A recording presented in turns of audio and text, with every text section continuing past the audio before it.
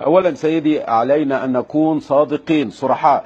الدفاع والإنكار لن يفيد الأمة في شيء، بل ستزداد هبوطا. نحن في ذيل العالم اقتصاديا وعلميا وسياسيا وسلوكيا. يجب أن نعلم وأن ندرك هذا. إذا كنا لا ندرك هذا فنحن لا نستحق الحياة. يجب علينا أن نقف ونراجع نصوصنا. لا نقدس بشر. كل النصوص تراجع، حتى صحيح البخاري، صحيح مسلم. هذه الكتب لو علمت يا سيدي حقيقة هذه الكتب التي يستخدم أحاديثها داعش والأخوان وبوكو حرام في عملياتهم الدموية، للأسف بخاري ومسلم كتابين غير موجودين. يعني بمعنى أن لا يوجد كتاب اسمه صحيح البخاري، لا يوجد كتاب اسمه صحيح مسلم.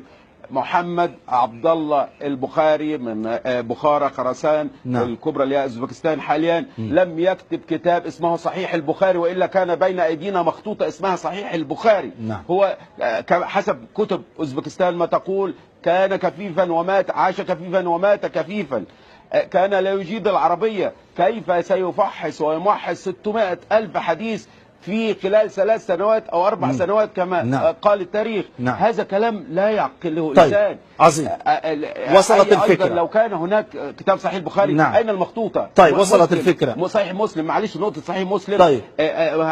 أبو حسين مسلم النيسابوري من نيسابور إيران لا يجيد العربية. أين هي مخطوطة صحيح مسلم؟ نحن نكذب على أنفسنا. ووضعنا شريعة غير الشريعة. دكتور